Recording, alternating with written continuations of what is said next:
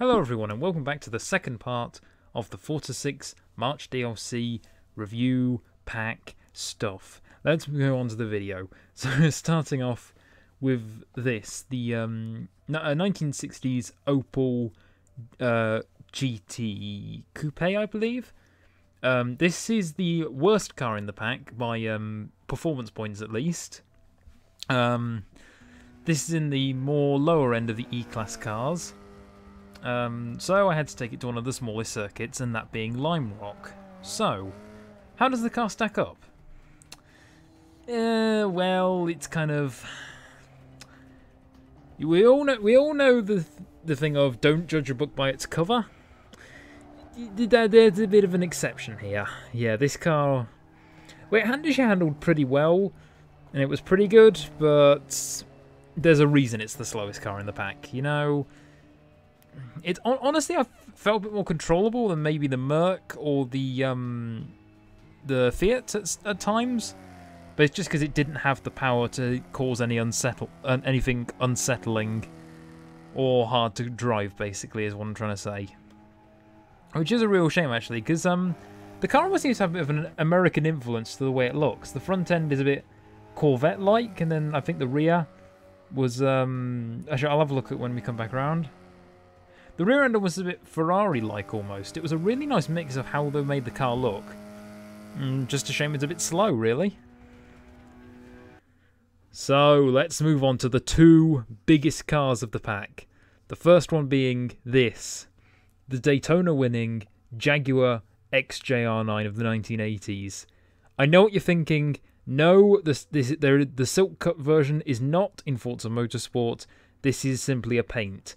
And I really admire the work the guys who make these paints do. They are astonishing that they get these near spot on just considering that if you tried to make a paint yourself, you'll see what I mean. Because they are so difficult to make. And the amount of time and effort that must go into these.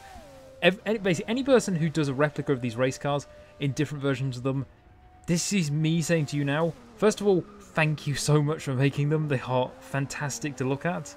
And two, kudos. Kudos to every single one of you. But getting onto the car now. Oh my word, this is fast. This is probably... This feels faster than the Daytona prototype I talked about in the first one. It handles about the same, to be honest, for the amount of... Well, maybe a bit worse, because it's a 1980s car rather than a 2015 car. But this car, it really wants to push into the corners, and on the straights, it just hits you in the back of the head, and you're gone. This thing is so quick. Just on the straights, there's no time to think. You've got near to no time to think about what you're going to do for the next corner. It was mad how quick this car was.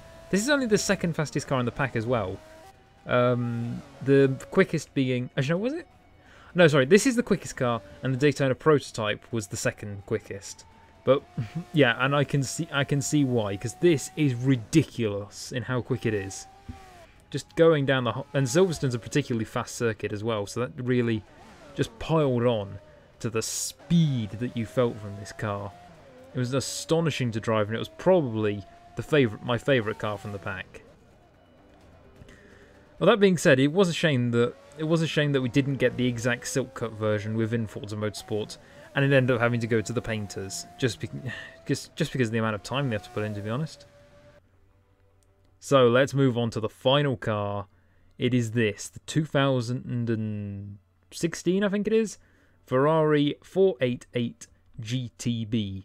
This is the replacement for the 458, and you must say it kind of, I don't know, for me, I don't think it looks that good, to be honest. It looks good, but kind of, I don't know, the 458 looks so much cleaner than this. It doesn't look as good as a 458. It's kind of an evolved 458 almost, and I don't know, I don't like it as much as the 458 at least, because the 458 looks so nice in the way it was.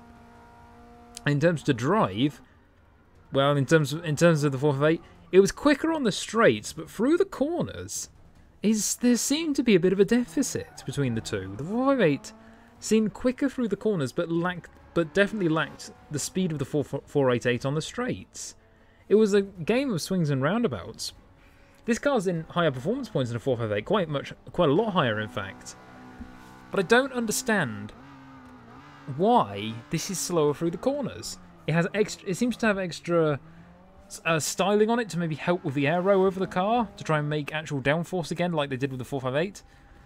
But I don't know what it is, but it doesn't feel right. It doesn't drive as well as it should.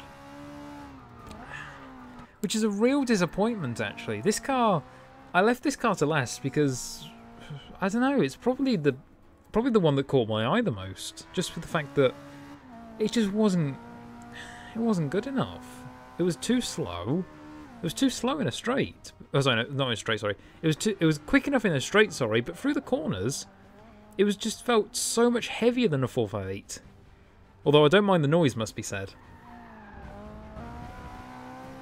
The noise seems to be a bit more of a deeper version of a 458 almost, and I do like the sound of it. However, it can't make up for the fact that it has a deficit in the corners, but just makes it up on the straight. So thank you all very much for watching this review of 2 Forza packs. Not fully, but regardless, 2 reviews of 2 Forza packs. Hope you enjoyed watching either of these. And if that's all that's said and done, then I will see you for the April DLC, I guess. I'll see you then, guys. And goodbye.